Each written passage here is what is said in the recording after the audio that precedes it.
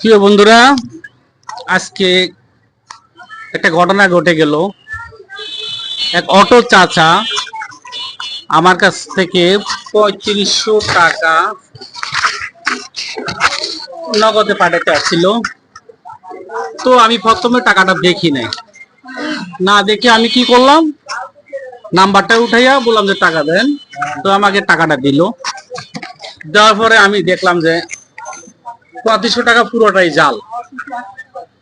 তো ওনাকে জিজ্ঞেস করলাম ব্যাপারটা কি হলো কাকা? আমার সাথে টাকা ভাঙায়নি, ১০০ টাকার ছেলে বেতন দিয়েছে, ১০০ টাকার নোট আমি ব্যাগে ছিল। আমি বলি টাকাগুলো ভাগাই দিলাম আমার এখন দোকানে। আমি ভালো দিয়েছি। আপনার কাছে এই ৩৫০০ টাকা পুরোটাই ১০০ টাকা নোট ছিল? হ্যাঁ। তখন আপনার কাছে সেই টাকাগুলো দেখলো কিভাবে? আমি ব্যাগের তো টাকা হলো টাকা ভাঙাই দিচ্ছি, ৫০০ টাকার নোট দিয়েছে, ভাঙাই দিচ্ছি। মানে প্যাসেঞ্জার উঠছে আপনার কাছে? হ্যাঁ।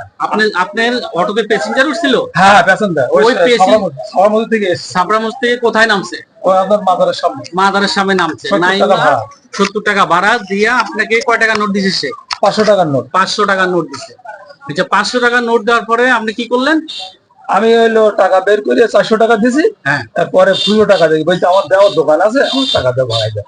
মানে আপনি প্রথমে ৫০০ টাকা থেকে ৭০ টাকা রাইখা বাকি টাকা দিচ্ছে। হ্যাঁ। এরপরে আপনাকে সে আপনার মানি ব্যাগে দিয়ে লক্ষ্য করছে। হ্যাঁ। লক্ষ্য করার পরে আপনি দেখছে যে অনেকগুলো ১০০ টাকার নোট আছে।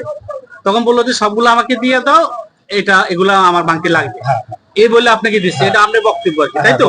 আমরা তা দেখেন। আপনি কি করেন? আমি রিক্সা চালাই। রিক্সা চালান না? এই কয়দিনে এই টাকা জমাইছেন?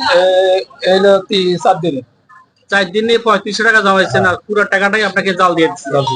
আমি যদি এই টাকাটা ফাটা দিতাম তাহলে আমার লাভ হইতো মাত্র ৩.৫, ৭, ৮, ৯, ১০, ১১, ১২ টাকা বা ১৩ টাকা আমার লাভ হইতো।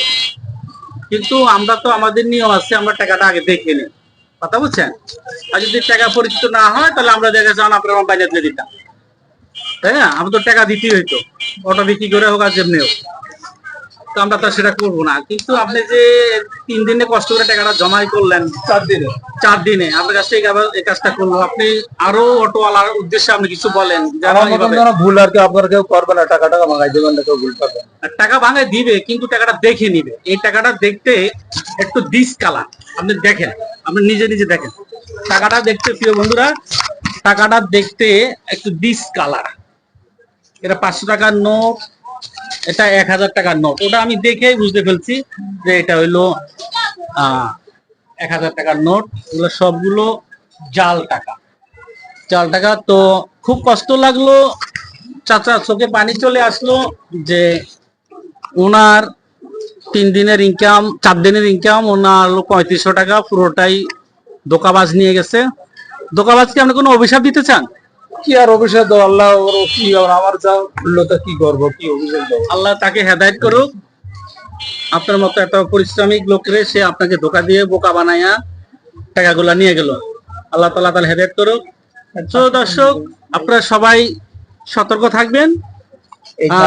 কিছু জাল টাকা এখন নতুন, একদম নতুন দেখতে সাধারণ মানুষ বুঝতে কষ্ট হয়।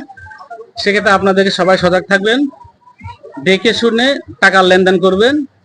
আর মনে রাখবেন, কোনো দুষ্ট লোক যদি আপনার কাছে আসে, আপনার মস্তিষ্কে বাড়ি দিবে। বুঝছেন? আজকে আপনি একটা থিওরি শিখাই দেই। এই যে আমার দিয়ে টাকা, কোনো দুষ্ট লোক যখন দুষ্টামি করতে আসবে, আপনার মাথায় ব্রেনটে দেখবেন বাড়ি দিবে। এটা মনে রাখবেন যে এটা আপনি একটু দিতে সময় একটু সুন্দর সুন্দর লাগছে না আপনার কাছে?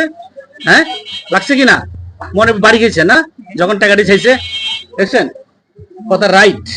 তো প্রিয় বন্ধুরা, আপনারা বুঝতে পারছেন, আপনারা যে যেখানে থাকুন না কেন, কোনো ধোঁকাবাজ যখন আপনাকে ধোঁকা দিয়ে বোকা বানাতে আসবে, আপনারা মনে রাখবেন আপনার ব্রেনটে বাড়ি দিবে। যখন আপনার সন্দেহ হবে তখন আপনি সেই কাজটা করবেন না, এটা মনে রাখবেন। ওকে, সবাই ভালো থাকবেন। আল্লাহ হাফেজ।